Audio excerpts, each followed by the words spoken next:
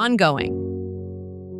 A bead of water clung to the rim of the glass for a long moment, as if it were still thinking, before it finally let go. The fall didn't make any sound worth noting, just the slightest touch against the wooden table, but I heard it. Not with my ears, but with something between my palm and my chest. A single word. Ongoing. Opening like a tiny lid. I set my teacup down, not because I was no longer thirsty, but because I wanted to stand on the side of the droplet. From there, I felt less like someone about to, less like someone already, and just enough like someone currently. For years, I lived by calendars, numbers, dots, those stern little lines waiting to be crossed out. This morning, the calendar was still there, leaning against the edge of the table like a quiet acquaintance. But before it could remind me of anything, the droplet already had. Perfectly round, heavy enough for a single second of falling, and needing no invitation. I breathed one beat slower, loosened my grip on the cup.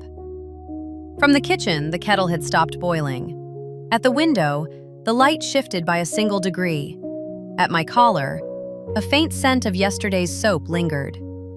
The small, usually unnamed things appeared all at once like unannounced guests. I looked around and realized the room had its own droplets. A stain in the wood, a trembling bulb, a chair creaking as softly as a comma. Everything was falling in its own way. I've grown used to labeling life by outcomes. Done or not done. Achieved or not. This morning, I stepped half a pace back and let the question change shape. What is becoming right now? The tea is cooling. Dust is swimming in sunlight.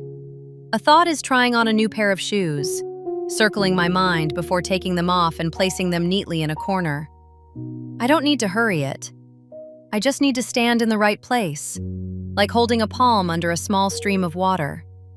Not to fill a bucket, but to learn what a flow feels like. An old reflex barged in, checking my phone, pulling some feed so that time would make noise. I let it pass like a mosquito circling the room, not swatted, not invited. The chair leaned into my shoulder, reminding me of a quiet soreness. I shifted, hearing my joints arrange themselves into a softer order. That's when I realized ongoing isn't a silent stage. It's a workshop. In it, the room and my body work together.